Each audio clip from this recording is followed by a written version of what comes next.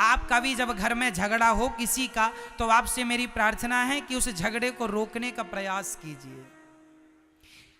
रिश्तों में कैंची चलाने से पहले सुई चलाना चाहिए।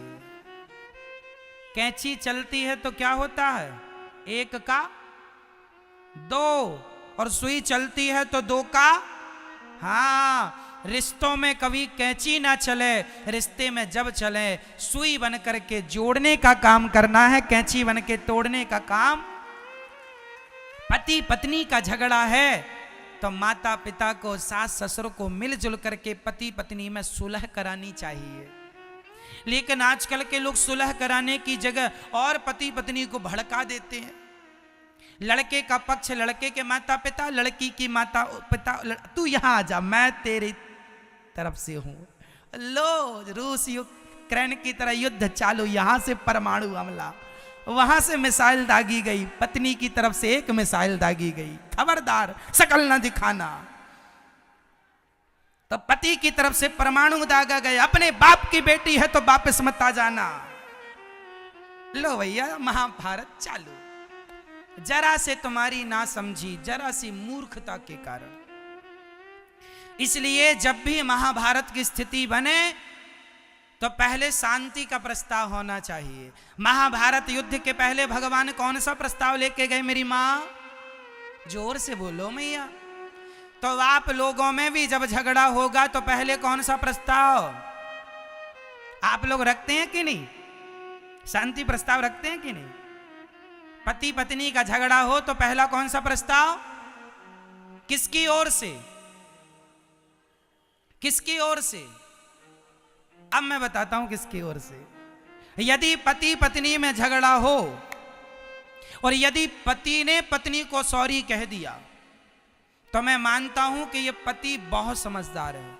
और पत्नी ने सॉरी कह दिया पहला, जो पहला सॉरी कहेगा, जो अपनी गलती स्वीकार करके और उस गलती को भूल जाए, अरे गलती नहीं है तो भी तुम्हारी पति पत्नी है, काहे झगड़ा कर रहे हो, जो आदमी पहला सॉरी बोलेगा वही उस घर में सबसे बड़ा समझदार माना जाएगा, और जो बाद में सॉरी बोलेगा वो उस घर में सबसे बड़ा मूर्ख है। अब बताओ, लड़ना झगड़ना अच्छा है कि शांति के प्रस्ताव से जीवन भर रहना अच्छा है? बोलो क्या सही है? छोटी छोटी अकड़, छोटा छोटा अहंकार लिए आदमी लड़ता रहता है। पति पत्नी के झगड़ों में महीना बीत जाता है जबकि कोई बात नहीं है। इसलिए मेरी मां, इन बातों में कोई दम नहीं है। भगवान शांति दूत बन के गए। आप भी शांति प्रस्ताव अपनी ओर से रख लो, समझदारी का परिचय दो। सामने वाला मूर्ख है तो उसे मूर्ख रहने दो, तुम तो समझदार हो। बाल्टी कुएं में जब उतरती है ना तो उसे भी जरा झुकना पड़ता है, तब वो पानी लेके आती है। यदि बाल्टी कुएं में जाए और खड़ी ही रहे, ऐसे बाल्टी खड़ी रहे, तो क्या भरेगी? कुएं में उतर के ना वो ऐसे पलट जाती है, झुक जाती है। सही है क्या मेरी मां? आपने कभी कुएं से पानी भरा? नहीं भरा होगा तो फिर आपको ज्ञान नहीं होगा। हमने भरा है। तो कुएं में जब बाल्टी उतरती है तो वो झुकती है, झुकती है तो भरती है। बस जो झुकता है वही संस्कारों से, गुणों से भर जाता है और वही महान होता है। इसलिए झुकता वही है जिसमें जान होती है, अकड़ खास मुर्दे की पहचान होती है। कई लोग अकड़ जाते हैं, हम नहीं सॉरी बोलेंगे। भाई भाई का झगड़ा हुआ, बड़ा भाई अकड़े बैठा है, मैं नहीं, तो ये भाई नहीं है, मुर्दा है। अकड़ता कौन है? मुर्दा। मरने के बाद ना बॉडी अकड़, इसलिए जब आदमी को ले जाते हैं ना, बांध के ले जाते हैं। आपने देखा कि नहीं? अर्थी को बांध के ले जाते हैं मैया, और कस के बांधते हैं, 2-3 गांठ खोले ना, उठ के भाग ना जाए, है ना मैया? आपके यहां बांध के ले जाते हैं कि नहीं? हमारे यहां तो कस के बांधते हैं, थोड़ा बहुत प्राण बचे हो तो निकल ही जाए।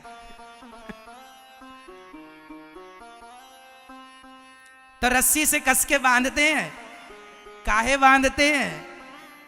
अकड़ू है ना, बड़ा अकड़ू, अकड़, मुर्दा अकड़ जाता है, पड़ा पड़ा बैठ जाए ऐसे इसलिए बांधते हैं। समझो, अकड़ तो मुर्दों में होती है, अकड़ तो जोर से, अकड़ तो मुर्दों में होती है। आप जिंदा हैं इसलिए झुकना सीख लो, जिंदा ही झुक सकता है। अकड़ तो मुर्दों की पहचान होती है, जीते जी अकड़ा तो ये वो मरा मुर्दा है, ये जिंदा मुर्दा है। इसलिए अकड़ नहीं। अच्छा, मुर्दे के संग बहुत सारी चीजें सीखने जैसी है। सुनो, हमारे यहां जब मुर्दे को ले जाते हैं ना तो रास्ते भर बतासा, कहीं मुरमुरा, कहीं मखाने। किसी क्षेत्र में बतासा फेंकने की परंपरा है, कहीं मुरमुरा और कहीं मखाना। आपके यहां भी इनमें से कोई एक ही परंपरा होगी। मुर्दे को ले जाते हैं तो संग में क्या फेंकते जाते हैं? जब बोलते ना राम नाम सत्य है तो पीछे से मुर्दे के ऊपर मखाना या मुरमुरा, मुरमुरा मतलब भेलपुरी जो बनती है ना उसकी कुछ, वही मुरमुरा होता है, चावल का बनता है। मखाना भी या बतासा। आपके यहां क्या फेंकते हैं? बतासा फेंकते हैं, मखाने फेंकते होंगे। चलिए, कुछ भी आप समझो, सब जगह की अपनी अपनी मान्यताएं परंपराएं, पर फेंकते जरूर है। एक सज्जन ने हमसे पूछा, महाराज जी ये मुर्दे के संग बतासा क्यों फेंक रहे हैं, मखाना? तो तीनों का गुण एक सा होता है। सुनो, मखाना भी फूला होता है, फूला ऐसे। मखाना मुंह फुलाए रहता है कि नहीं? और बतासा भी फूला होता है, उसको ऐसे मारो तो पिस जाता है, फूला रहता है बतासा। और मुरमुरा भी ऐसे फूला रहता, मुरमुरा। चलिए, तो मुर्दे के ऊपर ये इसलिए फेंके जाते हैं, दुनिया वालों देख लो, सारी जिंदगी ये भी फूला फूला घूम रहा था। एटीट्यूड, अहंकार में फूला, मैं ये, मैं वो, मैं फलाना हूं, मैं डिमका हूं, मेरे पास गाड़ी बंगला। और अब देखो कहां गई इसकी अकड़। अब बोल, पड़ा है, अब बोल, कुछ नहीं बोल रहा, पड़ा। तो जैसे मखाना पिचक गया, मुरमुरा पिचक गया, बतासा पिचक गया, ऐसे इसका घमंड भी पिचक गया। देख लो दुनिया वालों, करो तुम भी घमंड, तुम्हारा भी फेंका जाएगा एक दिन। बतासा वो भी पिचक जाएगा। तुम्हारा घमंड ज्यादा दिन का नहीं है, इसलिए अभी मिटा दो। सही है। एक चीज और फेंकी जाती है मुर्दे के ऊपर, पैसा। हमारे यहां सिक्के फेंकते हैं, 2 रुपए, 5 रुपए, 1 रुपए। पहले चवन्नी और पहले पंजी फेंकी जाती थी। किसी ने कहा, भाई साहब ये मरे आदमी के ऊपर पैसे क्यों फेंके जा रहे हैं? कारण है, मुर्दे के ऊपर ना पैसे फेंके जाते हैं। 10 रुपए का सिक्का, 1 रुपए का, 2 रुपए का। क्यों फेंका जा रहा? अरे भाई मुर्दे राम, मुर्दे उठो। सारी जिंदगी पैसा समेटते रहे, पत्नी को समय नहीं दिया, बच्चों को संस्कार नहीं दिया, अच्छी बातें नहीं की, पैसा समेटते रहे, मर गए समेटते समेटते। अब तुम्हारी छाती पे पैसे पड़े हैं, दम है तो उठा लो। अब नहीं उठाएगा, सारी जिंदगी उठाया पैसा पैसा, धन धन धन। कब तक समेटा धन? जब तक निधन नहीं हो गया। धन धन धन निधन, धन धन कब तक? कब तक? रोज आया धन धन धन धन, आखिरी में आया निधन। ये आदमी की पूरी यात्रा धन से शुरू करता है, निधन में जाके रुक जाता है। निधन हो गया। धन में एक ही अक्षर तो जोड़ा, नी, निधन। तो मैया आप लोगों के ऊपर भी बरसाएंगे पैसा, इसलिए पैसा ना समेटो मेरी माँ। पैसा तो मरे पे भी बरसता है। राम नाम का धन ही कमा लो, ये सबसे बड़ा धन। पायो जी मैंने राम रतन धन पायो, पायो जी मैंने, ये असली धन है। ये तो कमाया नहीं, टुकड़े समेटते रहे। टुकड़े तो मरने पर भी बरसेंगे, उसके लिए परेशान होने की जरूरत है ना मैया?